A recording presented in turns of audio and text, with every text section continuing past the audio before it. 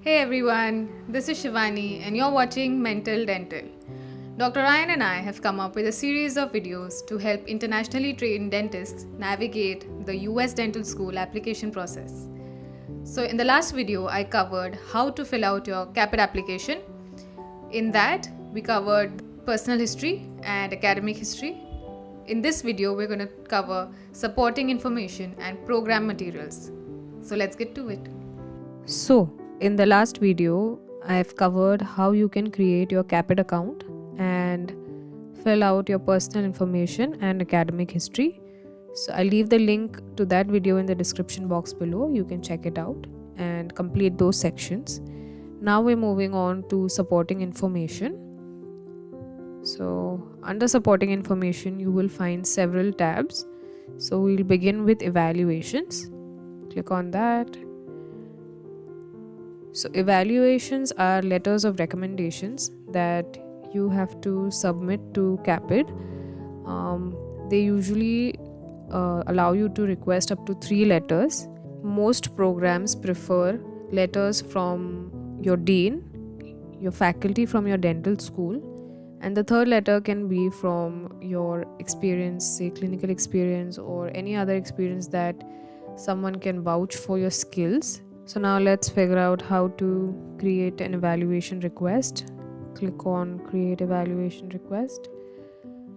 So here you'll have to enter your evaluator's information, their first name, last name, email address, and when you need this recommendation by, you can choose to type out a personal message that will allow them to understand that this is coming from you and for what it is being used. You're going to tell them either ways, but this will just be like a small note to them. Waiver of evaluation. This means that you waive your right to see the evaluation. So this will be directly coming from your recommender to CAAPID. You will not be having any access to that recommendation. They also ask if they can contact this reference via email to request confirmation or completion of the reference form. They also ask you if it is okay for the schools to contact the reference to verify or for any additional information that they require. You can check all these boxes and then save this evaluation request. Once you've created this request, you will see the status of the request over here, where it says that it has been requested but it has not been submitted by the recommender yet. You can create the remaining requests similarly. Now, moving on to the next section, experiences. You can add as many experiences you like depending on the type of experience. Now make sure that you enter the correct information before you submit your application, because once you submit you cannot edit any of your experiences. You can only add new experiences. So let's add an experience. Click on add an experience, scroll down. Now experience type. So there are various subheadings under experiences. A common question is that what experiences do we need to have in order to showcase our skills or our profile better to the admissions committee. So the admissions committee is looking for a well-rounded student and are reviewing your application holistically. So whatever experiences you have are fine. Just make sure that you can express what you gained from that experience better. And there are various types of experiences, so make sure that you can have most on your list of experiences, so that could help showcase that you're a well-rounded student. Now the first subheading is dental related experience. So under dental related experience could be your shadowing experience or your preceptorship, where you have been in an environment which is related to dentistry and which allowed you to see how dentistry works in the US or anywhere but which is around dentistry. Next would be employment. It could be you working in your home country too. So any experience, clinical or non-clinical, where you've been employed, you can mention in this section. Next is the mandatory internship or rotation. This includes the 1 year of clinical rotations, which is compulsory after your D4 exams or your final year exams in your home, in any of your countries. So you can mention the dates from which it started to which it ended. Non-dental healthcare. So in professions like, say, if you were a clinical research assistant or you were a health administrator, anything that is related to healthcare but not specifically to dentistry falls under this subheading. Research and teaching is self-explanatory. Extracurricular activities. In this section, make sure that you express yourself and what you like to do. It could be that you like to play football or any other sport and you participated in a lot of tournaments in your dental school. It could be that you are a yoga instructor, a Zumba instructor, or you like something else. Do not be shy to express yourself in this section, because this allows the admissions committee to see that you are more than just a dentist and you have hobbies which will allow you to have a balanced life wherein you can handle the stress that the program is going to put on you. Last would be volunteer activities. It could be anything. It does not have to be related to dentistry. It could be that you participated in a food distribution drive or anything that allows the admissions committee to see that you have the commitment to give back to the community. So you can enter those experiences. It could be that you've gone somewhere in person and done something, or you've done something online. Doesn't matter. It can be any experience, but you can add it under volunteer experiences or activities and enter it. So now let's look at the fields below this. Organization. So make sure that whatever experiences you have to mention the organization that you were connected to when you had those experiences. Enter their address, the country and the state or province. You can name a supervisor if you have one, and you can mention their contact details. This just makes the experience more credible. Or if you acted all on your own and you do not have a supervisor, that's completely fine, because as you can see, there's no asterisk next to supervisor. That means that it is not a mandatory field to fill in. Now, experience dates.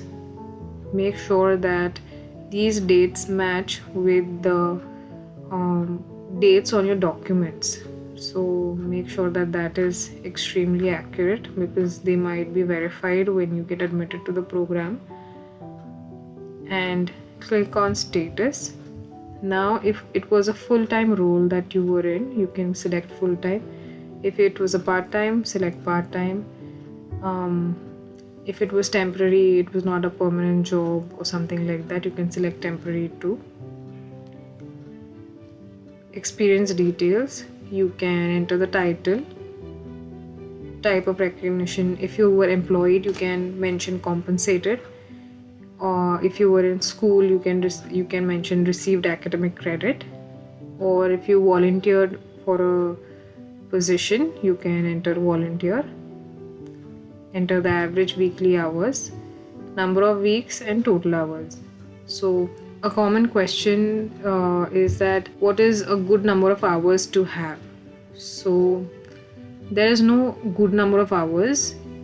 A person can gain a lot of experience in a very short amount of time, and a person who's been in a role for a year, who's not liking it, cannot talk about that experience very well. So it's not about how many hours you've given to it, it's about how you can express what you learned from that experience and put into words, or answer those questions in your interviews, which will allow the admissions committee to realize that you've actually gained a lot from that experience. Description, responsibilities. In short, just mention all the responsibilities that you had under the role. You don't need to mention long paragraphs. You can just write whatever your duties or responsibilities were in short. You have around 600 characters, so utilize that, but make sure that it is precise and it is crisp and it's easy to read. Then you can release authorization. So this means that the universities can contact these organizations to verify if you were in this position, or so you can release that authorization or click on no and save and continue. Moving on to the next section, which is achievements. In this section, they allow you to highlight your applications using any achievements that you have bagged along the way. It could be anything from academics, research, extracurricular activities, anything that you have received recognition for, you can add to this section. So let's learn how to do that. Click on add an achievement. Now they have subcategorized the achievements. Let's select an achievement type. The first subcategory is awards. So if you have received an award for academics, say you have scored the highest marks in a subject and received an award for it, or a university gold medal, or made the dean's list, best outgoing student award, or the best intern award, any award that you've received as recognition in your home country or anywhere, you can put it under that section.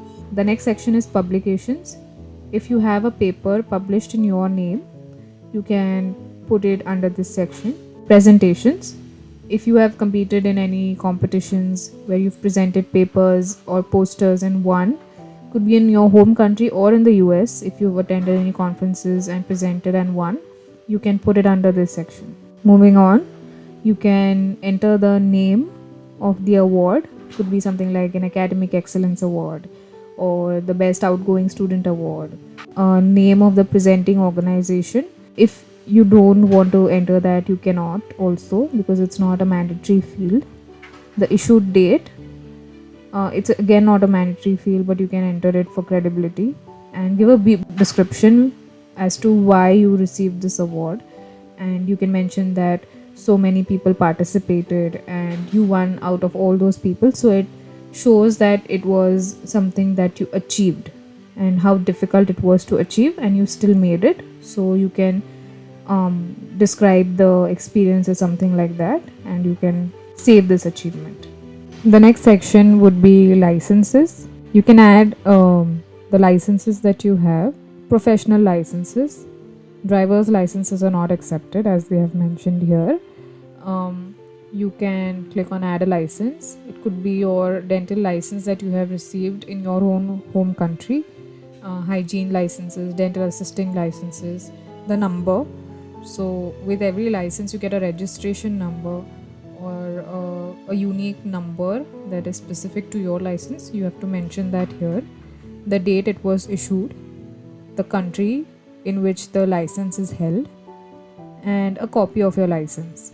You can scan the license and upload it as a PDF and save and continue. Moving on to the next section, which is other relevant information. In this section, you can mention about any other relevant experiences or credentials that you may have not covered in the previous sections. You can also talk about your any gaps that you have had in your experiences, or anything that you want the admissions committee to know but is not covered. You can enter it here. They provide about 600 characters, and select save and continue. If not required, you can just skip this section and move on to the next section also. In the next section, we'll talk about personal statement. This is an essay that allows you to express why you want to pursue the advanced standing program in the US. So make sure that your statement answers that question. Write a brief statement expressing your desire to pursue an advanced standing or advanced placement program in the US in this section. So your essay should answer that. Remember, once you submit this, you cannot edit it. Make sure that it is under 5200 characters including spaces. So keep a check on your word count, and I will be covering how to write a personal statement in the next video. So stay tuned and let's move on to the next section. Now, the last section under supporting information is documents. In this section, you will be allowed to upload your documents such as your dental degree. Make sure that the accepted file types are .doc, .pdf, and all of these types, and each file has to be up to 15 MB. Do not password protect it, and conceal your social security number or any other. Make sure that you upload the correct documents, because you cannot replace the existing documents. You can just upload new ones. You cannot delete the older documents and replace it with new versions. So be careful of that, and review all the uploaded documents once it is done and before submitting your application. Now, the next section is program materials. Under this section, you will have to add programs you want to submit your application to. Search for the program in this search bar, and once you've come across the program you want to send your application to, you can click on the plus sign and add the program. Now click on continue. Now you will see the programs that you have selected. Now you can go to continue with my application. Once you've added the program, you will see that program under the program materials section. You can click on the program and see the instructions or the program requirements under the home page. You can also click on the questions tab or any other supplemental question tab specific to the program and fill that out too. Once you've completed your application and the program requirements, you can click on submit application, and you will see that this green line is completed, and you will have an option to submit. You can download the application to the university by clicking on download program application. So this will show you what the program will see, your entire information accumulated into a single application. Here you will see the amount that is to be paid. This will be the total amount for all the programs that you've added. You will also see the deadline here. Once you've completed everything, you can click on submit. If in case you are not interested in the program and do not want to submit your applications to them, you can click on this delete option and remove the program from the list of programs to submit. So that's it. That is how you fill out your CAAPID application. If you have any doubts or have any questions, you can leave it for me in the comment section down below. I hope you found this video helpful and that I can help you get one step closer to your dream. In the next video, I will be talking about how you can craft or write your personal statement, and hope this helps you in your journey. And stay tuned. I will see you next time.